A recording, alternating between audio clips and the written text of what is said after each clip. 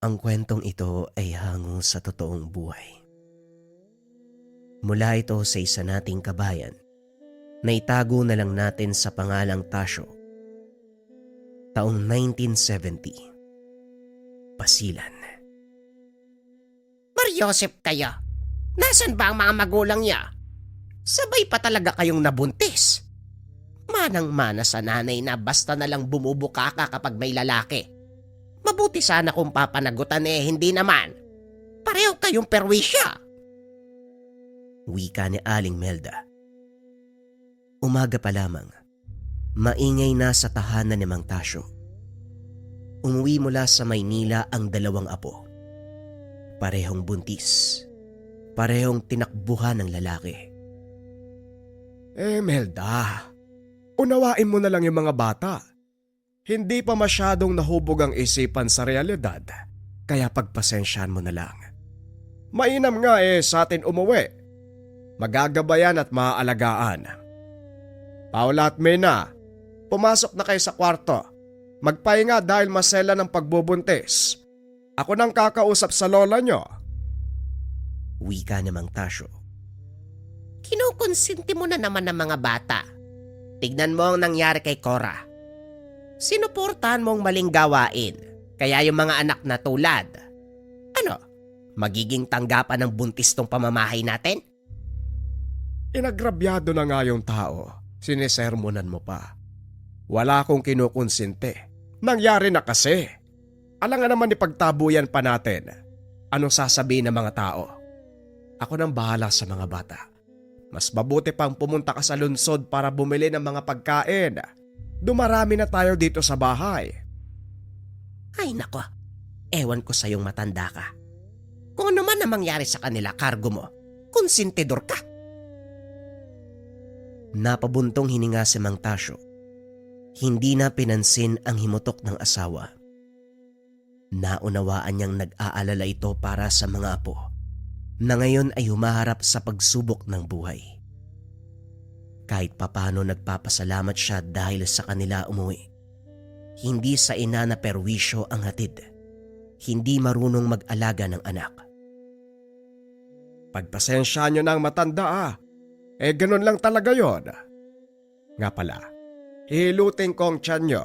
Nagreklamo kayo kanina na masakit, hindi ba? Suriin natin ang kalagayan ng bata pero mamaya na. Mag-agahan muna kayo. May hinanda ko sa mesa. Pagtiyagaan na lang, yun lang ang meron tayo Pasensya na po talaga kayo, Lolo.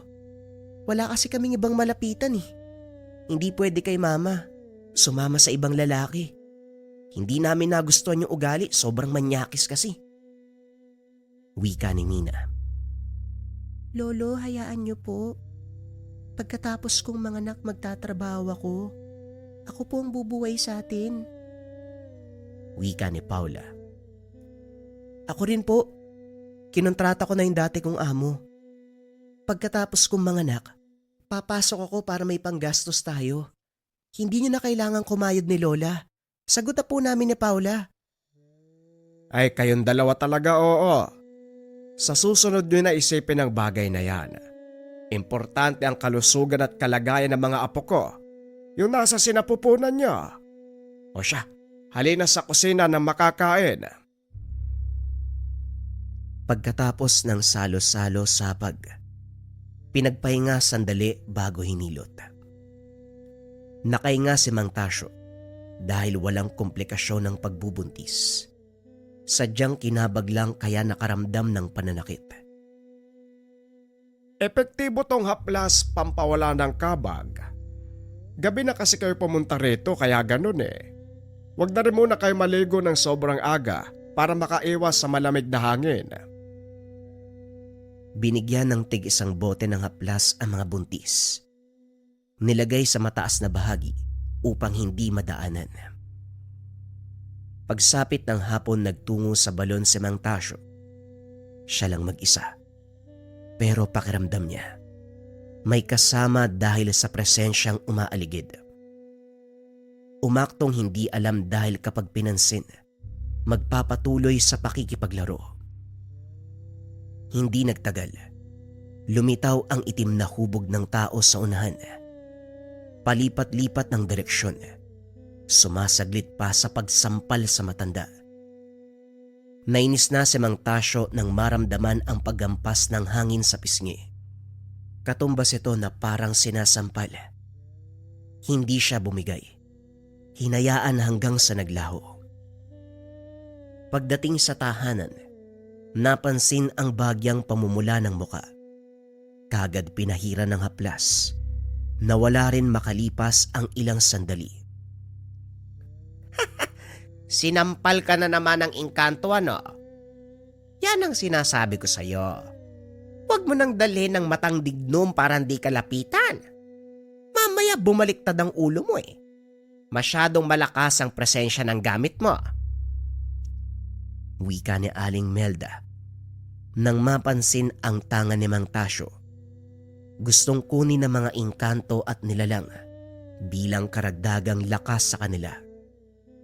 Grabe ka naman sa akin. Hanggang doon lang naman yun. Hindi nila ako masasaktan ng higit pa rito. Malas lang nila kapag nagkataon. Papatayin ko eh. Hambog! Yung kapre nga nung nakaraang linggo hindi mo kinaya eh.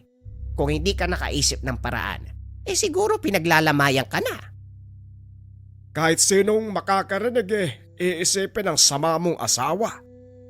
Maghulos dili ka sa pananalita mo, baka mapikon ako. Ikaw talaga ang mangangahoy kay tama.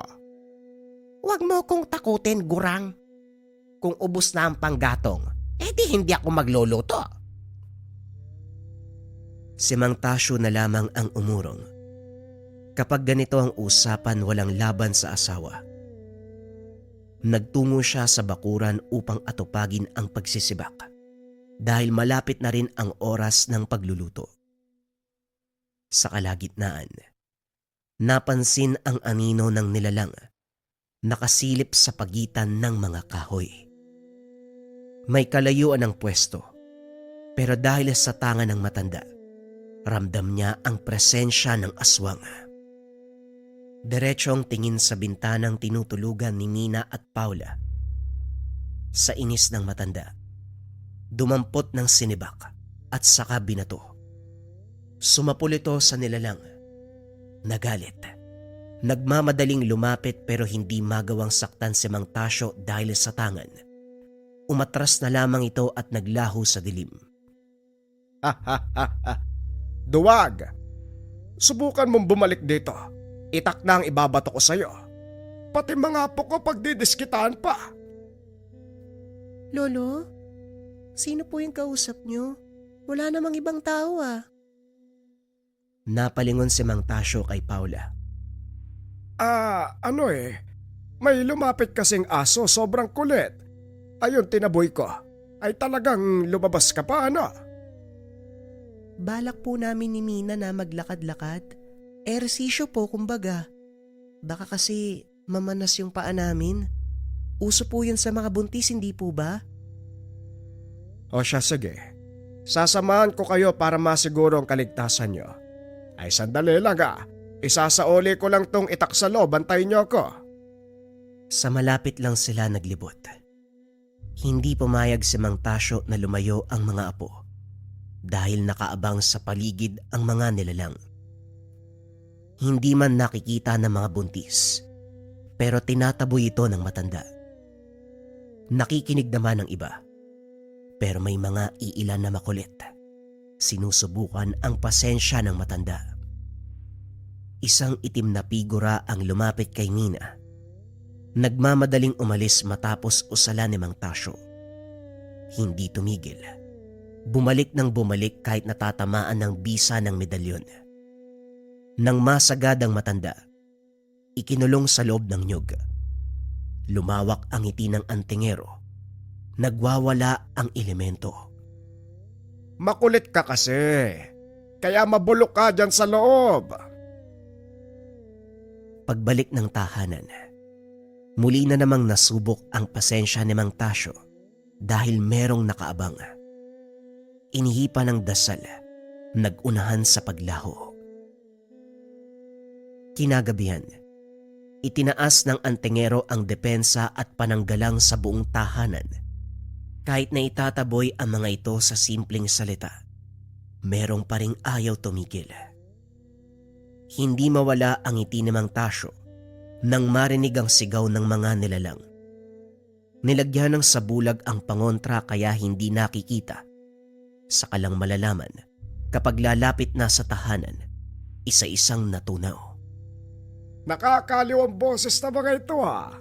Masyadong hayok sa pambibiktima. Kaya kahit may panaggalang papasukin, ayan, losaw tuloy. Wika ni Mang Tasyo. Narinig ni Aling Melda. Sira ulong to. Tulog o gising nagsasalita mag-isa. Hoy Gurang, magpatulog ka. Ang ingay mo! Nang mga sumunod na araw, subsob sa pag-aasikaso sa mga apo. Nasa pangatlong buwan ng pagbubuntis, kung kaya't nangangailangan ng iba yung pag-aalaga. Katuwang naman dito ang asawa na unti-unting humupa ang galit. Ito ang gumagabay dahil mas maalam sa ganitong bagay. Si Mang Tasyo ang umako sa pagtataboy ng mga nilalang. Hindi lang engkanto, meron pang nagpaparamdam na aswang. Hindi nakakatulog tuwing gabi. Sa araw na lamang nagpapahinga. Mas aktibo ang mga nilalang pagsapit ng dilim. Langis, patalim, at ang kanyang tangan ang panlaban. Isang hapon, habang nagpapausok ng suwa si Aling Melda, nangahas ang isang aso. Dumiretso sa loob, pero mabuti na lamang nakasalubong ni Mang Tasyo kung kaya't naitaboy. Siniguradong mapapatamaan ng tigalpo para mabigyan ng leksyon. Tasyo, akala ko ba ikaw ang bahala sa paglalagay ng depensa sa bahay? Bakit nakapasok ang asong yon? Parang sigbin. Umayos ka. Mapapahamak ang mga apo ko. Nakapasok nga, pero hanggang dyan lang yan. Nakita mo namang nanghina eh. Sa pintuan pa lang, inatake na ng depensa. Hindi nalalayong malagutan ng hiningayan kapag nagpatuloy pa. Hinaan mo nga ang boses mo.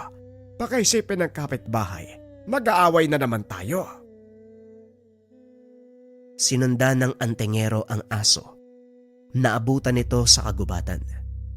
Nakabulagta habang nag-iingalo. Mulat ang mga mata. Tabingi ang bibig. Nakalabas ang dila. Nilapitan niya ito at kinausap. Alam ko na merong nagmamay-ari sa'yo. Sino ang amo mo? Gusto ko lang itanong sa kanya kung bakit hindi kay tinali nang haspang pumasok sa tahanan ko. Hindi na sumagot ang nilalang. At dahil walang mapapala, naglabas ng patalim at saka sinaksak.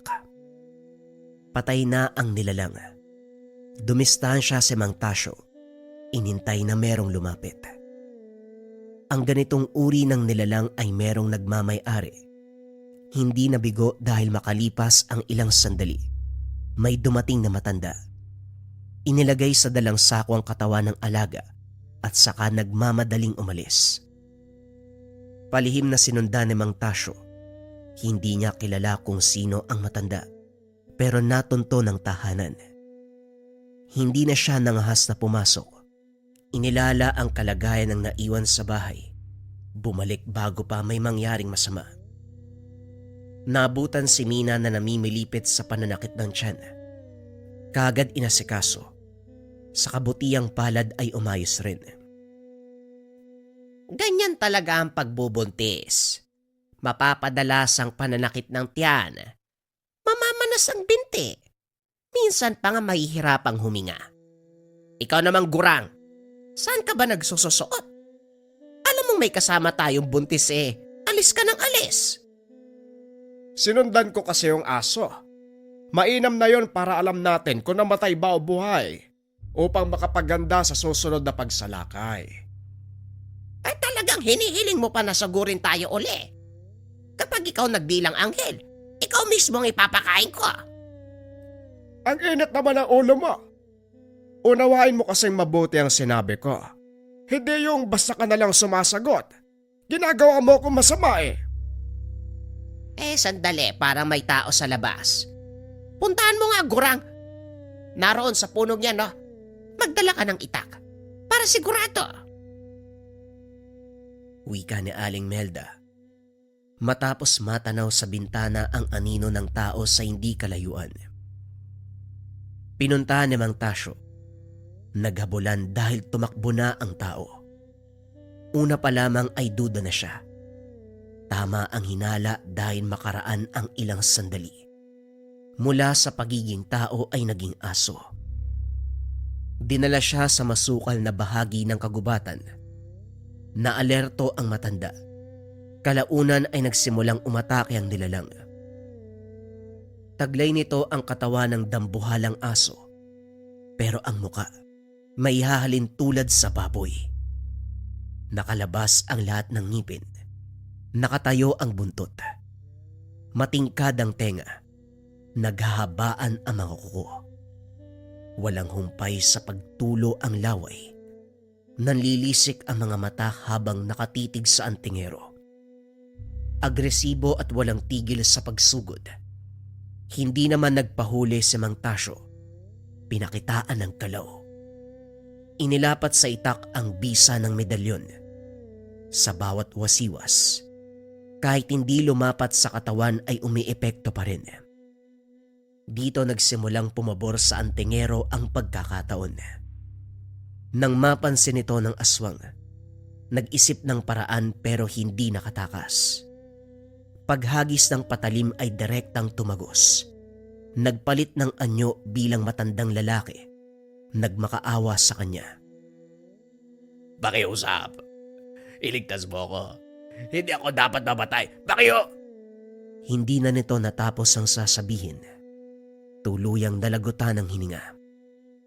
Napabuntong hininga si Mang Tasyo. Napagtanto na walang dalang kahit anong pangsunog. Sa pagmamadali ay nakaligtaan.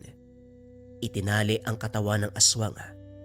Nagmamadaling umuwi para kumuha ng gamit. Pero hindi na nakabalik nang si Paula naman ang nag-inda ng pananakit. Isinantabi ang nilalang. Inuna ang kapakanan ng apo. Nawala sa isip ang aswang hanggang sa lumipas ang gabi. Nawala sa posisyon ng bata. Kaya siguro sumakit ang tiyan mo kagabi. Naayos ko na ang bata pero kailangan mong suriin oras-oras. Huwag ka munang malikot ha. Humiga ka lang o hindi kaya maupo. Huwag tumayo maglakad-lakad ha. Ikaw naman may nahalika. Tignan natin ang kalagayan ng sinapupunan mo. Isa-isang sinuri ni Mang Tasyo ang tiyan ng mga buntis. Malikot ang sanggol sa loob, kaya minsan ay nawawala sa posisyon. Tinutukang mabuti ang mga apo dahil ilang beses nang nahirapan sa paghinga, dulot ng paghina ng baga. Namamanas din ang mga binti sa bawat hapon. Pinausukan niya ng kamangyan. Lumipas ang buwan. Lalong lumala ang kalagayan ng mga buntis. Sunod-sunod ang pag-inda. Nahirapan sa paghinga. Nilagnat. Nagsusuka na rin. Kinutuban si Mang Tasyo dahil hindi na normal ang nangyayari. Nag-orasyon. Na lamang may taong pumataw ng paghihirap. Hindi lang masyadong tumatalab dahil sa depensang nakapaligid. Melda, ikaw na muna ang bahala sa mga bata. May lintik na nanggugulo eh. May pupuntahan lang ako. Si Raulo ka ba? Kita mong malala ang kalagayan ng mga bata tapos halis ka pa. Parating na ang komadrona, dito ka lang. Nagtawag ka eh. Hindi pa naman manganganak yan. Gusto ko lang makasigurado. Para wala nang bisa ang kakayahan mo ah. Nagdududa ka na pala sa akin ngayon. Sakit ah. Pero sige, kailangan din marinig ko nung sasabihin ng komadrona. Sinuri ang mga buntis. Wala namang komplikasyon na napansin ang komadrona. Maging ito ay nagtaka sa pinakitang sintomas ng dalawa. Tasya, Melda, wala kong maramdamang mali sa pagbubuntis ng mga apo niya. Nasa tamang posisyon ng mga bata. Maayos ang daloy ng dugo. Pero bakit nagkakaganyan? Malala ang sintomas pero walang kinalaman sa pagbubuntis. Hindi kaya may taong nananakit sa mga ito? May kaaway ba kaya? Wika ni Aling Roberta, ang komadrona. Wala naman ho, bantay sarado namin ng mga bata. Wala kaming nakakaaway eh. Hindi rin naman gumagala. Teka, baka yung mga lalaking nakabuntis sa kanila, binantaan ng mga bata kaya ganon. Hindi, Melda. Parang may ideya na ako sa nangyayari. May kinalaman ito sa aso na sumugod dito, doon sa aswang na tinugis ko. Eh, Diyos ko. Yan na nga ba'y, Tasyo, kumilos ka kagad. Kontrahin mo. Dahil kapag matatagalan pa, siguradong mas lalala pa dito ang aabutin ng mga bata. Wika ni Aling Roberta. Bago malis, itinaas ni Mang Tasyo ang depensa. Naging kampante na rin dahil nanatili sa tahanan si Aling Roberta. May dagdag sa pagbabantay ng mga buntis. Pinuntahan ni Mang Tasyo ang tahanan kung saan nakatira ang nagmamay-ari ng asong tinugis. Tahimik. Walang senyales na may tao sa loob, pero malakas ang presensya ng nilalang. Hinala ng antingero, binuhay ang aso. Makalipas ang ilang sandali, natanaw ang matandang babae. May pasang patay na kambing. Ngumangat-ngat pa ito ng laman. Napapailing na lamang si Mang Tasyo. Tignan mo nga naman, oh. Lantaran kong gumalaw. Malaman ko lang kung ikaw ang humamak sa mga apo ko. Sabay ko kayong ililibing ng alaga mong sigpin. Pinagmasdang mabuti ni Mang Tasyo ang paligid. Walang kapitbahay. Puro naglalaki ang kahoy. Nasa masukal na bahagi ng gubat. Hindi nakaligtas sa pang-amoy ang samyo ng aswang at alaga nito. Maging ang medalyon ay hindi maperme. Labis ang pag-init. Hinabaan ng pasensya. Matyagang nag-intay sa kilos ng matanda. Hindi nagtagal ay napansin niyang bumaba ito sa silong. May ginawa. Nilapatan ng sabulag ang sarili. Lumapit siya at nanood. Malinis ang silid sa silong. Wala masyadong gamit maliban sa dalawang katawan ng saging, mga kandila at meron ding patalim. Nagsindito at saka dahan-dahang sinaksak ang puno. May sinasambit habang ginagawa. Sinikap naman ni Mang Tasyo na maunawaan ang salita hanggang sa mapagtanto na hindi man ang eksaktong tawag pero alam na kamatayan ang aabutin sa taong patutungkulan.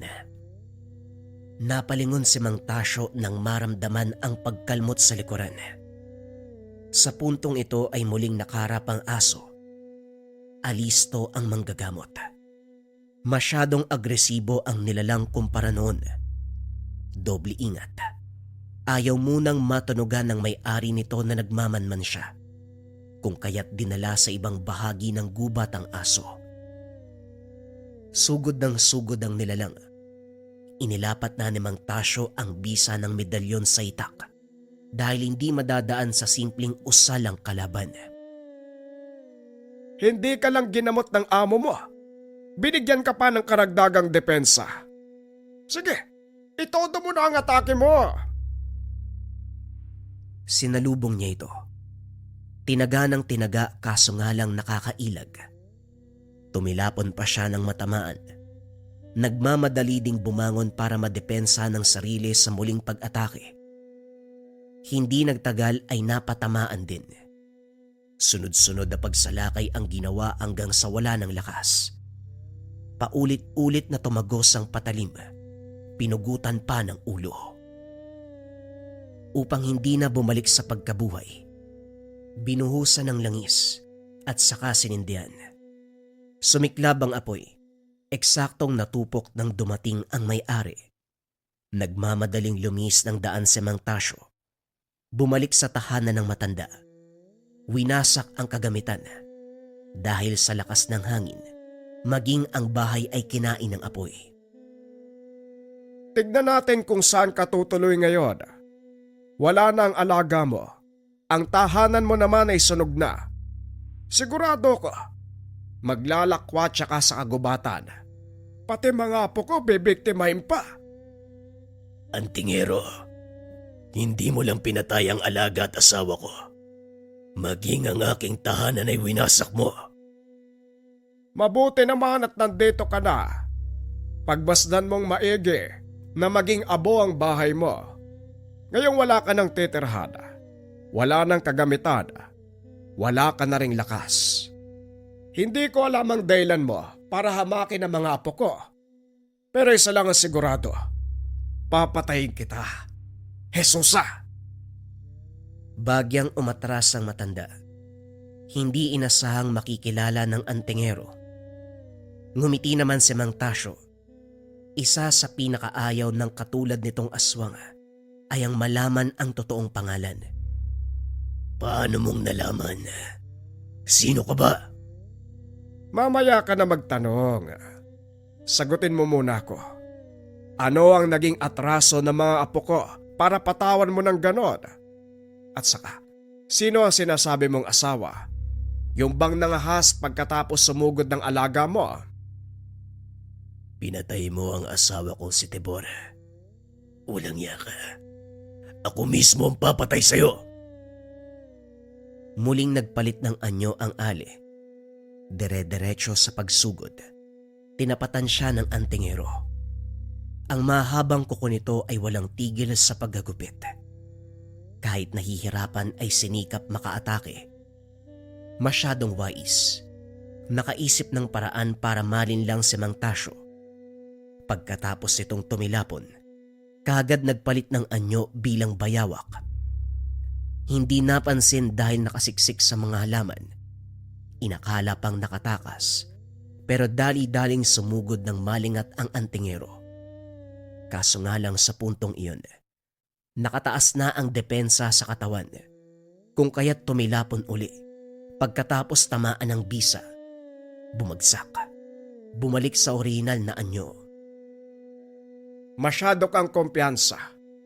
Akala mo siguro, madaling tapatan ang tangan ko. Wika ni Mang Tasyo.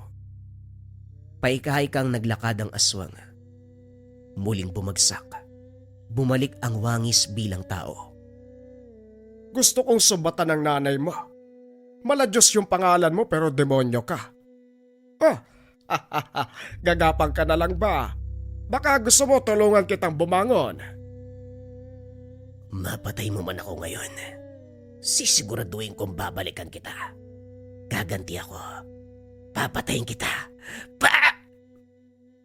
Hindi na nakapagpigil si Mang Tasyo. Tinaga niya sa muka. Binuhusan ng langis ang katawan. At saka sinindihan. Pinanood niya ito hanggang sa maging abo. Pagkatapos ay nagmamadaling bumalik ng tahanan para malaman ang kalagayan ng apo't asawa. Sa puntong ito, nagsilang na ang dalawa. Hindi maiwasang mapaluha sa biyayang ipinagkaloob ng kaitaasan. Huwag ka nga lumapit. Ang baho mo. Amoy sunog na aswang. Maligo ka muna ron. Wika ni Aling Melda sa tangkang paghawak ni Mang Tasyo sa sanggol. Panira naman tong matandang to. O siya, sige, maliligo na muna ako. Apo ha, alis lang sandali si Lolo. Nakahinga ng maluwag si Mang Tasyo. Malusog ang dalawang sanggol. At ang mga apoy ligtas na rin. Ang sabi ng komadrona, napaaga ang pagsilang ng mga ito dahil sa inilapat na sumpa ni Aling Jesusa. Mabuti na lamang nasira ang mga gamit. Napatay, kung kaya't nakaligtas ang lahat. Ganun pa man, hindi nagpakampante dahil nakapaligid pa rin ang iba't ibang uri ng nilalang. Pinanatili niya ang depensa. Sa paglipas ng mga buwan, Nagulantang dahil nagkasakit si Nina. Malusog naman sana, pero biglang dinapuan ng hindi matukoy na karamdaman. Binigyan ng lunas ni Mang Tasyo pero hindi sasapat. Masyadong malakas ang puwersang nakaugat sa loob. Melda, parang may mali sa apo natin. May nararamdaman akong sumpa sa kanya. Paano nangyari yon? Aba malay ko. Ikaw ang maalam sa atin sa ganyang bagay. Tapos ako ang tatanungin mo. Hibang ka ba? Alamin mo ang nangyari. Siguraduhin mong matatanggal ang sumpa. Diyos ko, ito na nga bang kinakatakutan ko eh. Ang sabi mo, aswang ang humamak sa kanila. Bakit nagkaganya? Paano kung kakibat ito ng pagpaslang mo sa halimaw? Gawan mo ng paraan, Tasyo. Maawa ka sa apo mo. Binalikan ni Mang Tasyo ang kaganapan sa sandaling nakarap si Aling Jesusa. Naalala niya ang sinabi nitong babalik at gaganti. Natigilan siya. Naganap ng impormasyon kung merong posibilidad. Nang makahanap ng sagot, walang pag-aalinlangan, pinuntahan ang tahanan. Sakto namang nagpang-abot sila. Naabutan bago makalis. Puno ng peklat na sanhi ng pagkasunog ang katawan. Hindi gaanong mamukhaan, pero nakilala dahil sa amoy at presensya. Kung alam ko lang na hindi sasapat ang pagpugot at pagsunog sa katawan mo, gumawa pa sana ako ng ibang paraan. Mahusay ka rin sa sabulag. Mahusay ka sa panlilinlang. Mabuti nagkita ulit tayo. May gusto akong ibalik sa'yo. Inilabas ni Mang Tasyo ang sumpa sa wangis ng itim na bato. Nakabalot ito sa sagradong tela. Wala nang bisa dahil sa inilapat na dasal. Tama nga ang asawa ko noong araw. Hindi ka basta-basta matatalo. Pero wala akong balak na tumigil. Papatayin kita dahil marami kang atraso sa akin. Ako pa may atraso. Gayong ikaw ang ayaw tantana ng pamilya ko. Ilang buhay bang meron ka? Para alam ko kung ilang beses ka papatayin. Tumawa lang ito. Bagay na lalong nagpainis kay Mang Tasyo. Hindi nagtagal ay nagpalit ng anyo at saka sumugod. Kaso nga lang mas mahina na ito kumpara sa unang paghaharap. Nabawasan ang kanyang kakayahan. Naging pabor sa antingero kaya walang kahirap-hirap na tinapos. Dumanak ang dugo. Sinubukang pigilan ang kamatayan sa pamamagitan ng orasyon pero kinontra na ni Mang Tasyo. Hindi na. Alam ko na ang pamamaraan mo. Hindi na ako ulit sa dalawang pagkakamali. Kinargahan ng mataas na uri ng orasyon ni Mang Tasyo ang bangkay. Sa pamamarang ito, hindi na muli pang mabubuhay ang aswang. Ito ang huling paghaharap ni Mang Tasyo sa aswang. Sa kabutiang palad, tuluyang nagwakas si Aling Jesusa. Ibinaling ng antingero ang atensyon sa mga apo, lalong-lalo na kay Nina. Patuloy ang gamutan dahil nasalina ng sumpa. Kahit na kontra kagad, nag-iwan pa rin ng iilang mantsa sa loob, bagay na sinikap tanggalin ni Mang Tasyo. Paunti-unti, gumaling ang apo. Lumaking malusog ang mga sanggol. Maging ang ina ay nalampasan ng hamon. Hindi hinayaan ni Mang Tasyo na mawalay sa piling ang mga apo. Inako ang responsibilidad sa pagtaguyod. Hindi naman siya nag-iisa dahil nandyan ang asawa, lalong-lalo na ang kanyang tanga na medalyon. Ito ang naging kaagapay ng matanda. Kontra sa dalawang nilalang, ang mag-asawang aswang.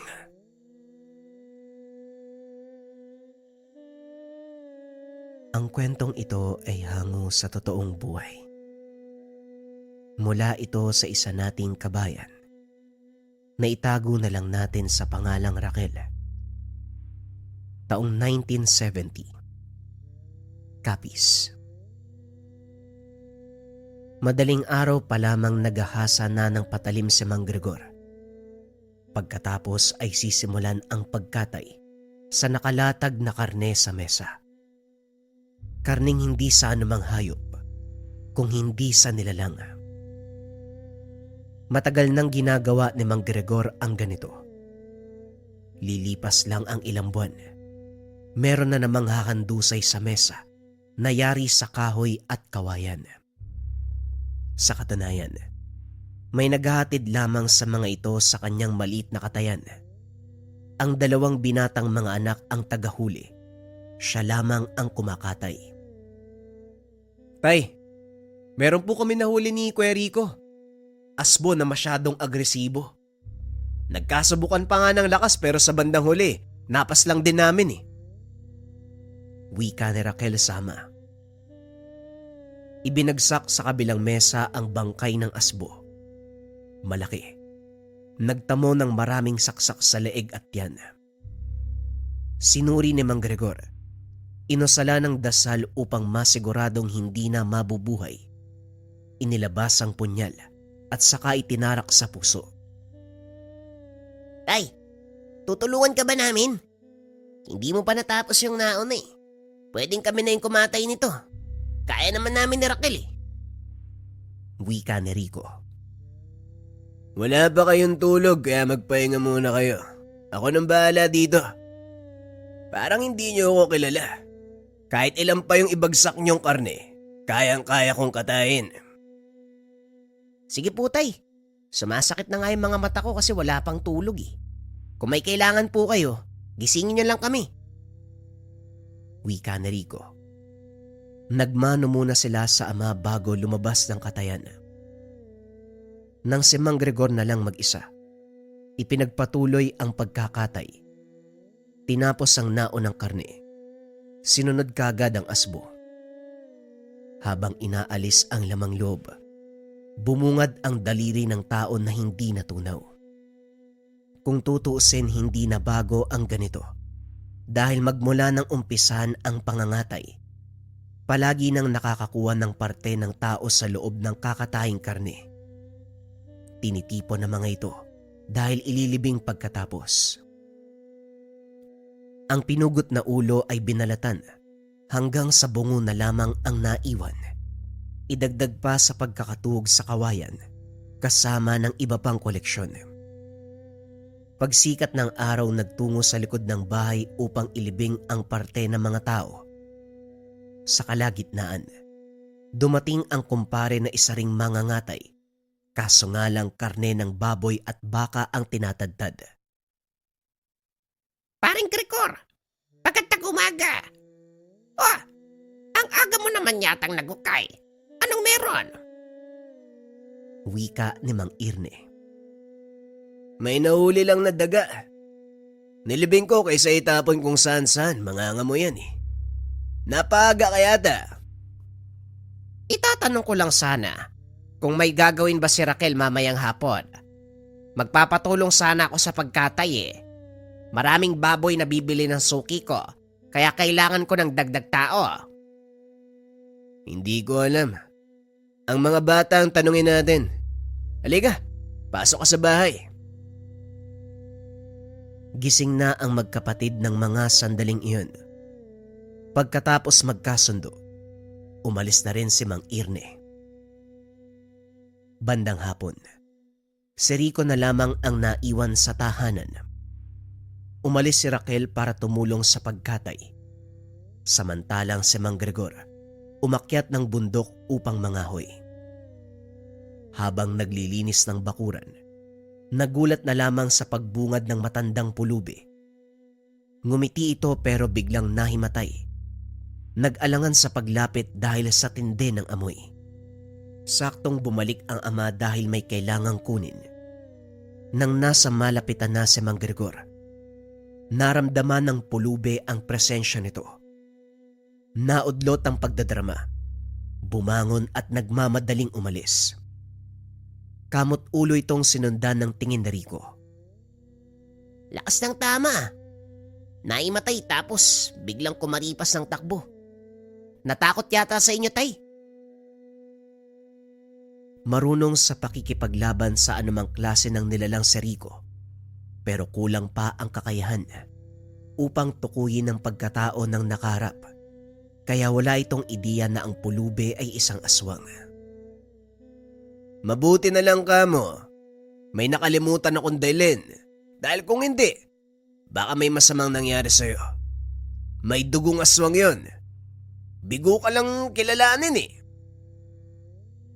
Ganon na lamang ang panlalaki ng mga mata ni Rico. Dali-daling pumasok ng tahanan, sabay sugbit ng itak sa tagiliran. Kamuntikan pala ako. Mabuti na lang talaga umuwi kay Tay. Mabuti pang samahan mo na lang ako pabalik ng kabundukan. Maraming kahoy doon na pwedeng ipanggatong sa loob ng ilang buwan. May lubid sa likod. Dalhin mo na rin. Sabay na nagtungo ng gubat ang mag-ama. Masukal pero ginawa ng daanan ni Mang Gregor para dire-diretso ang lakad. Maraming nakuhang tuyong sanga. Naibuhol na lahat-lahat makalipas ang oras. Sa kalagitnaan, nahagip naman ni Rico ang pulubi. Hindi sila nakita dahil nakatalikod sa kanilang gawi. Mabilis itong naglakad sa kabilang direksyon. Kinalabit ang ama. Tay, yun yung pulubi oh. Ano kayang ginawa niya sa isang yan dito sa gubat? Tinignan ni Mang Gregor. Hindi niya tanaw ang matanda, pero nakakaramdam ng kakaibang lakas mula roon. Binunot ang nakatarak na itak. Nagsimulang humakbang. Sumunod ang anak kaso nga lang, natigilan pagdating sa unahan dahil sa dami ng nagkalat na bitag. Huwag na po talaga tayong tumuloy dahil maraming bitag dito. Maling apak mapapahamak tayo. Dito madalas naglalatag ang mga ngaso kaya ganito eh. Susundan pa po ba natin yung pulubi? Nawala na po siya. Napabuntong hininga si Mang Gregor. Hindi na lang din sila nagpumilit. Bumalik ng daan at binalingan ang pangangahoy. Sa muling pagsapit ng gabi lumabas ang magkapatid. Dumiretso sila sa bahagi ng kagubatan kung saan madalas nag-aabang ng mabibiktima ang aswang. Matyagang nag-antay hanggang sa lumitaw ang pulubi. Kunot noong napatitig si Rico. Ilang beses ko nang nakita yung matandang to ah. Sabi ni tatay aswang siya. Sinubukan naming habulin kanina pero hindi natuloy. Sundan natin ngayon? Tanong ni Rico sa kapatid. Kung aswang man yan, ano pang inaantay natin? Halika na, para may mauwi tayo kay tatay. Lihim na binuntutan. Sa masukal na bahagi ng gubat dinala. Parehong nagulat dahil sinandihan nito ang panggatong. Lumuhod sa harapan. Dahan-dahan na winasiwas ang mga kamay, sabay sambit ng mga salita. Makaraan ng ilang sandali nagsaboy ng kung ano sapoy. Umusal uli ng mga kataga. Hindi nagtagal, naramdaman nila Rico at Raquel ang kilabot. Kasunod nito ang dahan-dahang pagrehistro ng itim na hubog mula sa usok. Pumaikot ang nilalang sa matanda. Hindi nasaksiyan ang pangyayari dahil umihip ang malakas na hangin, dahilan para mapuwing ang magkapatid. Dahil dito, kinapa ang paligid at saka lumayo. Grabe, buti na lang hindi tayo nabulag. Ang laki ng batong pumasok sa mata ko. Masakit pa nga hanggang ngayon eh. Ang tanong dito, anong klase ng tawang pulubi na yun? Sa tingin mo, ano yung tinawag niya? Yung itim na nilalang, yung pumalibot sa kanya? Parang ngayon ka lang pinanganak ah. Ano pa ba sa tingin mo? Demonyo na yung tinawag ng pulubi. Umaarte lang yata ang pulubi pero ang katotohanan, magdadala ng panganib sa mga tao. Halika, balikan natin. Teka lang Raquel, kung makaasta para may panlaban bukod sa itak. Oo, Marunong tayong makipaglaban sa aswang kahit napatalim lang ang gamit. Pero hindi aswang ang pulubi. Nakita mo naman ang ginawa niya, di ba? Nagtawag pa nga ng demonyo. Kung si tatay kaya, sigurado kung kaya niyang kalabanin ng matanda. Kakalabanin agad. Hindi ba pwedeng kilalanin muna? Alamin ang mga bagay-bagay. Kilala mo naman si tatay eh. Kapag nakakita ng mali, mabubulag sa ideyang pagpaparusa. Binalikan nila ang ama. Ibinalita ang tungkol sa matanda. Kaso nga lang tinitigan lamang sila. Nagtaka ang magkapatid. Hindi nito ugali ang manahimik. Pagkatapos silang magsalita, bumaling ito sa naudlot na gawain. Sa halip na pagbigyan ng kahilingan, ipinagpatuloy ang paghasa ng mga patalim. Kamot ulo na lamang sina Raquel at Rico. May mali ba sa sinabi natin? Bakit ganun si tatay kung dati? Hindi pa tapos sa pagsasalita, susugod na siya. Ngayon wala man lang reaksyon. May nangyari kayang hindi natin alam? Aba malay ko. Magkakasama naman tayo kaya anong alam ko. Baka nagbago ng pamamaraan si tatay. Baka binago ang nakagawian. Sa halip na susugod ka agad, pagpaplanuhan muna ng mabuti. Hindi ko sinabing hindi nag-iisip si tatay ha. Kung sa bagay, posible naman ang naisip mo. Ano nang gagawin natin ngayon? Lalabas ba tayo uli? Pumunta tayo sa Katayan. Tulungan natin si tatay sa pagdispatcha ng mga basura doon. Sa halip na bumalik sa pag-aabang ng aswang, inatupag ang nagkalat na parte ng kinatay, katulad ng balahibo at buto. Itinambak sa nakahandang hukay. Sinunog muna bago tinabunan ng lupa. Pagkatapos ay inantay ang ama. Pinagmasdan lang nila ang kilos ni Mang Gregor.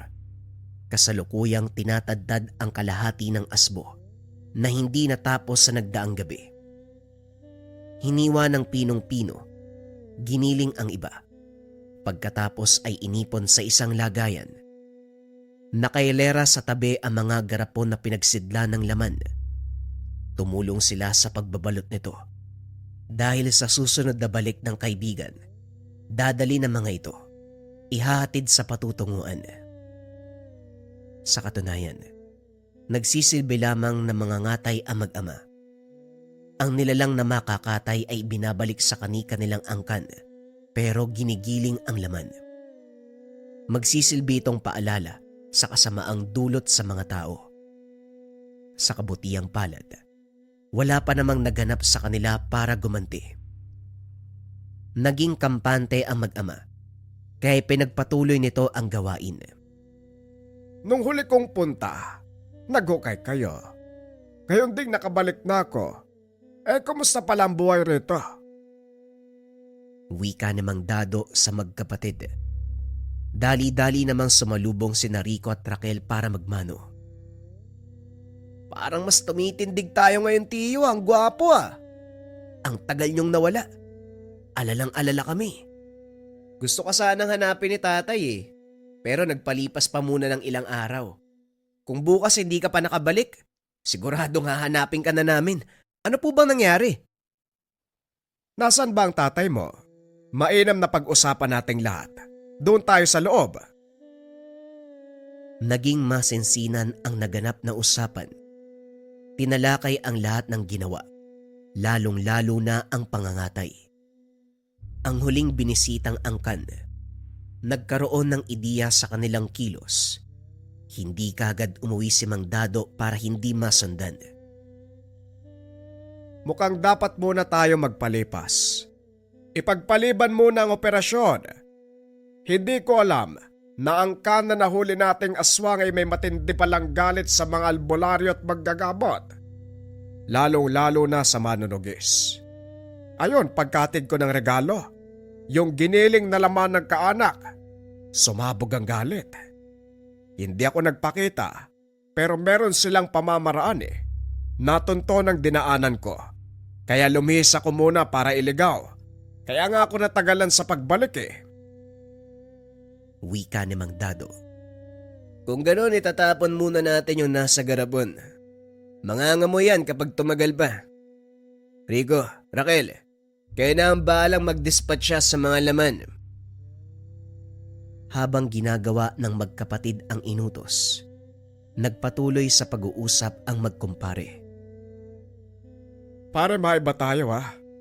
Alam kong malapit kayo magkaibigan ni Erne.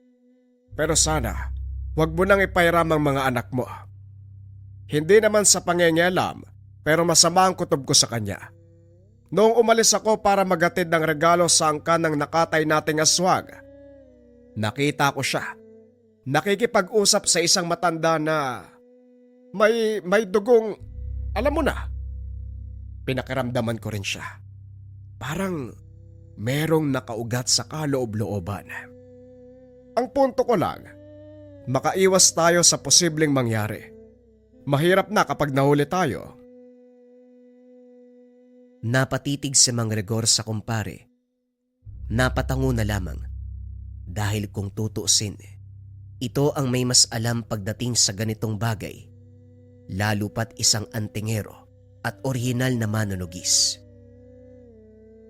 Kinabukasan nagsama sa bakuran para sa kaunting salo-salo, kaarawan ni Mang Dado. Nag-ihaw ng manok, nagluto ng mga putahe, kaunting inuman. Sa kalagitnaan ng pagsasaya, may biglang bumagsak sa mesa. Pagtingin ay putol na braso ng tao. Naalerto ang lahat, kanya-kanya sa paghugot ng panlaban. Kung sino ka man, masyado kang bastos ah. Nagkakatuwaan kami rito, pero bigla ka nang bubulabog. Baka gusto mong turuan kita ng leksyon. Magpakita ka, huwag kang maging duwag. Kalmahan nyo lang. Baka gustong makipagkaibigan. Oli ka dito, sumalo ka sa amin. Hindi kami basta-basta nangangatay kung magkakasundo naman tayo. Umikot sa likod sina Mang Gregor at Rico. Nasipat nila doon ang anino ng aswang. Dali-daling tinambangan, nahuli kagad. Iginapos ito sa upuan gamit ang lubid na mula kay Mang Dado. Nilagyan ng orasyon upang sapilitang bumalik sa anyong tao. Hindi nagtaka ang mag-ama sa pagbungad ng matandang pulubi. Mas nagulat si Mang Dado dahil galing ito sa angkan na huling binisita, ang sumunod na pilit iniligaw. Paano ka nakasunod? Lumis ako ng daanan. Sumuot kung saan-saan para mailigaw kayo. Hindi matunto ng tahanan. Paano ka nandito? Siya yan. Yung matandang nakita namin ni Raquel sa gubat. Nagritual. Nagtawag ng demonyo. Minsan na yung nagpunta rito eh. Ano pa bang inaantay natin? Di katayin na natin yan. Ito rin ang aswang nakausap ni Mang Erne. Kaya binalaan kita, paring Gregor, na wag mo nang ipairam ang mga bata sa kanya dahil baka may binabalak. Hoy, pare, parang masyado ka naman tahimik. Napalunok si Mang Gregor. Napahugot din ng hininga. Ang totoo ay kilala niya ang matanda. Ang ginang na kailanman ay hindi kayang kalimutan. Para maliwanagan ang lahat, siya na ang nagpaliwanag. Mabibigla kayo. Pero nanay ko siya. Iniwan ako matapos niyang mahawan. Akala ko, hindi na magkikita pero ito. Nahuli pa natin siya. Isa ng banta. Ano man ang maisip niyong gawin, walang problema sa akin. Sa pagtatapat ni Mang Gregor, namayani ang katahimikan. Nagkatinginan sina Mang Dado, Rico at Raquel. Naintindihan ng magkapatid ang reaksyon ng ama nung gabing sinabi ang tungkol sa pulubing matanda. Wag na lang muna nating galawin. Igalang natin ang desisyon ng ama nyo. Kung tutusin, biktima lang din ang matanda. Kagaya ng sinabi ni paring Gregor na hawaan lang ito. Nilapatan na lamang ng ritual ang matanda upang pansamantalang mawala ng malay. Sa kabilang banda, tahimik na nakatitig sa kawalan si Mang Gregor. Sumikip ang dibdib habang sumasagi sa isipan ang nakaraan.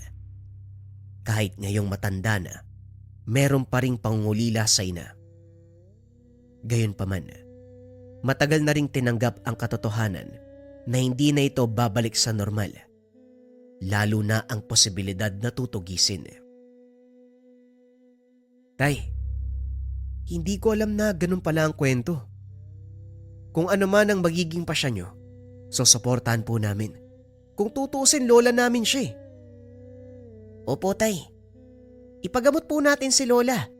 Si Tio Dado hanggang tumulong sa... Hindi na magagamot ang matandang yon. Matagal na siyang aswang. Marami na ang nakaing laman. Kung gusto nating matigil ang kasamaan niya, kamatayan ang solusyon. Nagkatinginan ang magkapatid. Hindi inasahan ang sagot ng ama. Tanging pananahimik na lang din ang nagawa dahil walang sapat na lakas para suwayin ito. At isa pa, aswang ang pinag-uusapan. Nagkasundo ang magkumpare. Hindi na rin nais ni Mang Gregor na manatili sa tahanan ng matanda kahit nasabihin pang ina niya ito. Masama man kung ituring ang naging pagpapasya, ito ang sa tingin na tama. Kinagabihan, pinaghandaan ang planong pagpaslang. Nangihina na rin ang matanda dahil sa inilapat na pangontra. Buntong hiningang tinignan ni Mang Dado ang kumpare na nasa malayo ang titig. Psst! Pwede naman nating pakawalan eh. Tapos lapatan ng orasyon para hindi na mapadpad dito. Hindi madaling saksiyan ang kamatayan ng magulang. Naranasan mo na ang paungulila at sakit at pagtalikod niya sa iyo noon. Tapos ngayon pare, nakita mo ulit kaso aswang na, hindi ba? Mag-isip ka muna. Naiintindihan ko ang punto mo. Walang sino man ang magpapasya sa kamatayan ng tao kung hindi ang pagkakataon lamang at ang Diyos. Pero sa ganitong usapin, iba to.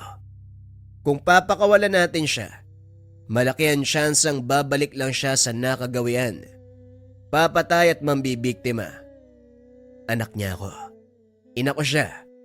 Pero ang katotohanan, isa siyang aswang.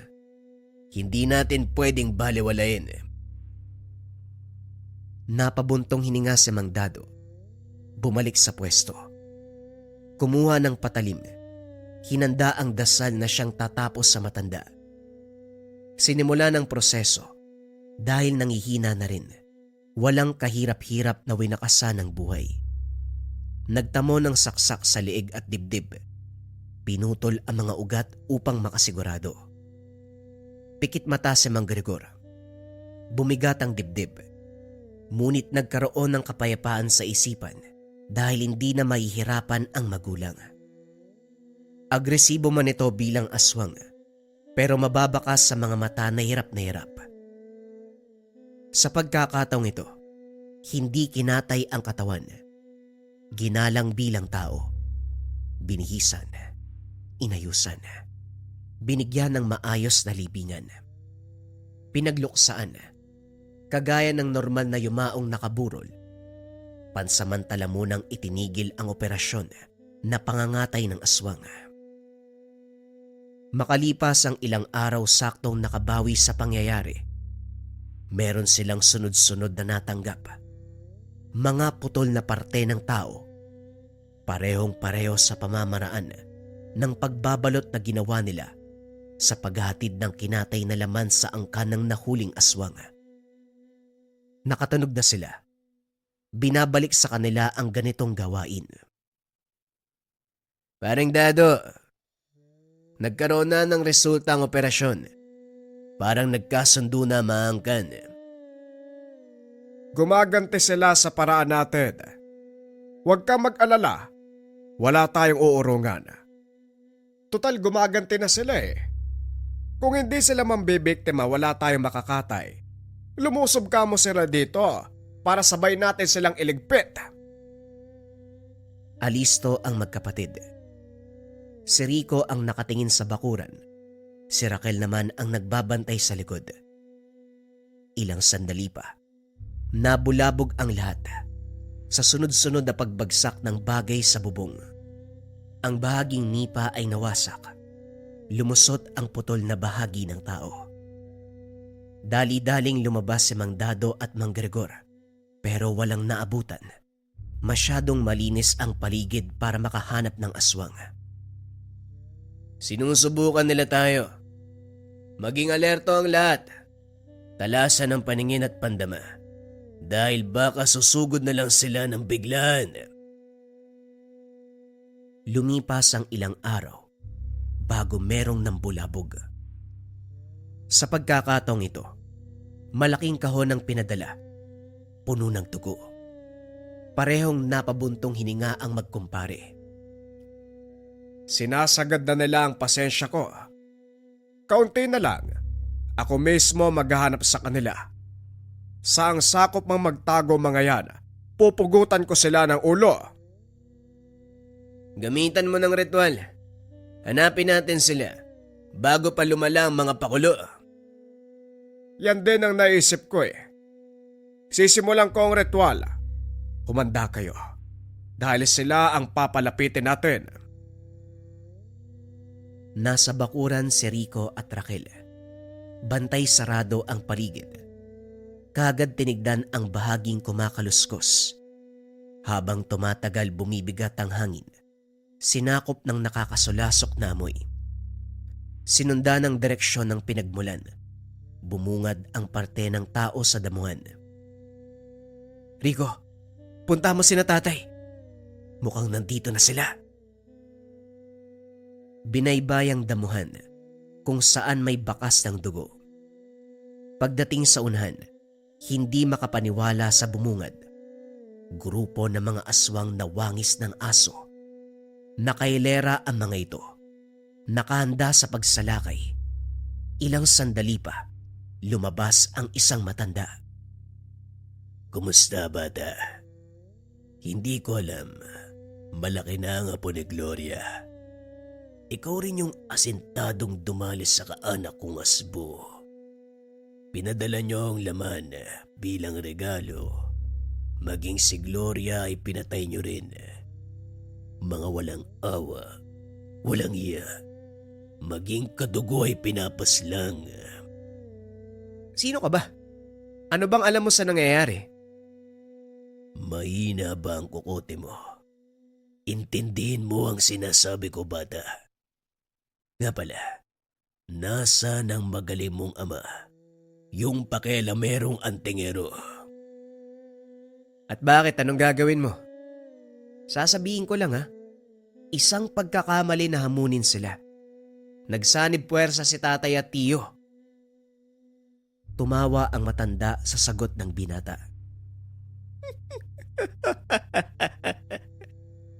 Ganun ba? Walang problema. Tawagin mo sila. Sabihin mong may matandang naglakas ng loob na maghamon sa kanila. Hindi mo kami mauutakan, tanda. Nagyayabang ka lang naman kasi may dala kang alipores. Pero ayos lang din. Mauuna kang bubulagta kaysa sa mga kasama mo. Hoy tanda, huwag kang pumatong sa bata. Kami ang harapin mo.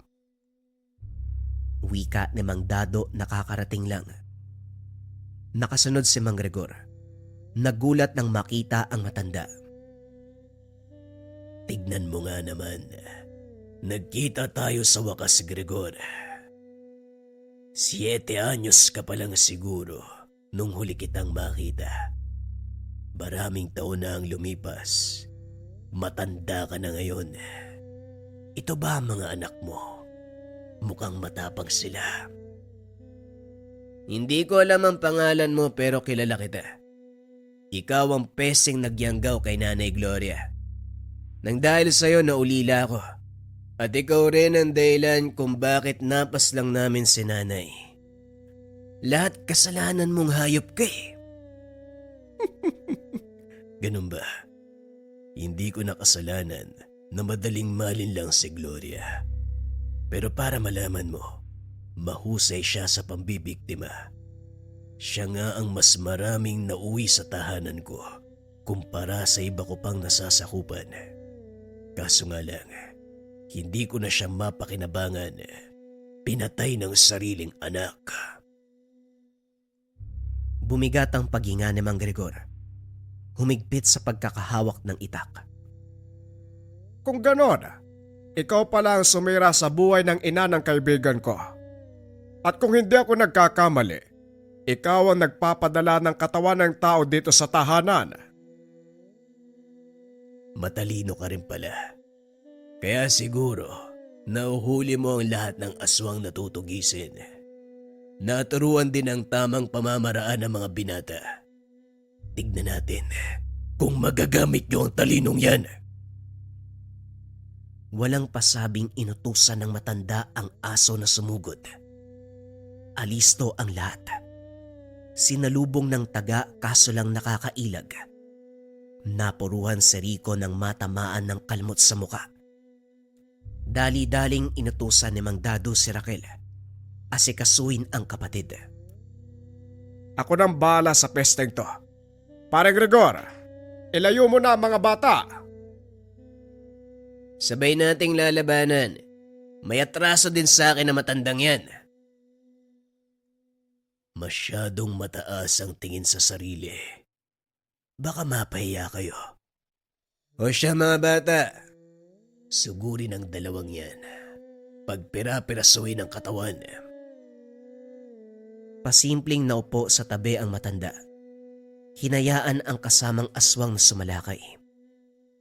Hindi mahirap para sa magkumpare ang ganitong laban. Ilang beses nang nagtagumpay sa mga inkwentro. Si Mang Dado ang naglapat ng dasal. Samantalang si Mang Gregor ang tumatapos sa pamamagitan ng pagpugot ng ulo. Hindi nagtagal. Humandusay ang lahat. Eto lang ba yung dala mo? Kung meron ka pang kasama, ilabas mo na para isang patayan na lang. Hindi nagulat ang matanda sa mabilisang pagkatalo ng mga alaga. Tila alam nito ang patutunguan ng laban. Anong iningiti mo, tanda? Kung ako sa'yo, magdasal ka na. Dahil ikaw ang isusunod namin. Nanatiling nakangiti ang matanda. Tumawa na rin makalipas ang ilang sandali. Naalerto si Mang Dado dahil may sumasabay sa pagtawa nito. Hindi nagtagal, lumitaw ang itim na elemento sa likod. Napakunot ang noo ng antingero dahil hindi matukoy kung ano ito. Anong klaseng mukha yan, antingero? Huwag kang mag-alala dahil mamaya makikilala mo rin. Kaibigan, ikaw nang bahala sa dalawang yan.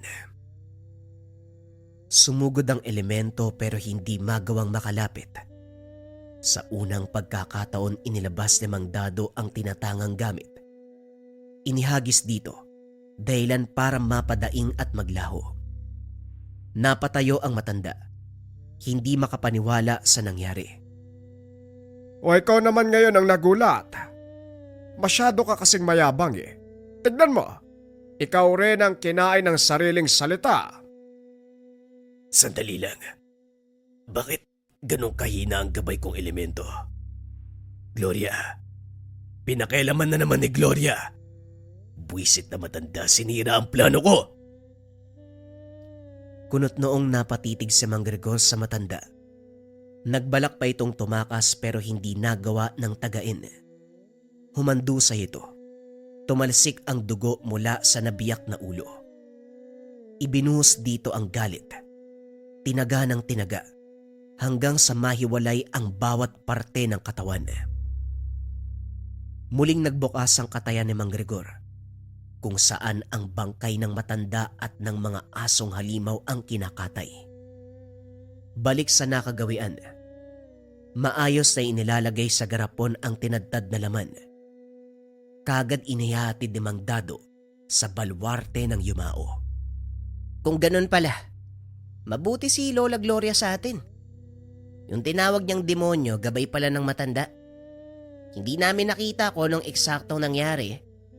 Pero dahil sa sinabi nun, baka nilapatan ng kung ano ni Lola. Kaya hindi na nagamit nung kalaban natin. Yun din ang naisip ko eh. Kahit pala ang taong naging halimaw, hindi pa rin nakakalimot. Naalala tayo ni Lola Gloria sa kabila ng katotohanan, nakasabwat niya ang matanda. Ang pagpapakita niya sa atin ay babala pala. Hindi lang natin naintindihan kagad. Si Manong Gregor sa kabilang banda. Mabigat ang kalooban. Piniling wakasan ang buhay ng ina kaysa alamin ang buong kaganapan. Tinigil na ang katayan, isinarado at kinandado. Si Mang Dado naman ay nagpaalam. Babalik na sa probinsya para ipagpatuloy ang tungkulin bilang manunugis at antingero. Nang dahil sa kaganapang iyon, nagmarka sa pamilya. Huwag kagad magpadalos-dalos sa sitwasyon. Unawaing mabuti ang lahat ng bagay bago gumawa ng aksyon. Ito ang aral na kanilang natutunan sa katayan ng aswang. Naranasan mo na bang makulam? Naniniwala ka ba sa kulam, barang, tigalpo, palipadhangin, usog, o anumang masamang uri ng sumpa? Nararamdaman mo ba yung senyales, mga kabayan? Pananakit ng tiyan na hindi normal, pananaginip ng kung ano-ano. Tas minsan nakakita ka ng mga anino sa gilid ng visions mo. O hindi naman kaya, kabayan, nagkaroon ka ng kagalit na alam mo na meron talagang gagawing masama sa'yo. Pwede mong subukan ng habak de bala, mga kabayan, from Likha Merchandise. Kontrakulam, barang, tigalpo, palipadhangin at usog o anumang masamang uri ng sumpa. Gawa to sa totoong bala ng baril na nilagyan ng 6 na sangkap ng 6 na antingero. Sila nagkonsagra, sila nagbasbas sa gamit. Buhay na to, mga kabayan, susuotin na lang. Gawa to sa totoong bala ng baril, mga kabayan, kaya huwag yung dadalhin sa airport. Pero pwede to sa barko, pwede to sa mall. Kung nangangailangan ka ng pinakamalakas na gamit na depensa espiritual na mula sa Likha Merchandise, pwede mong subukan itong habak de bala. Kung interesado ka, i-search lang ang shop ng Likha Merchandise.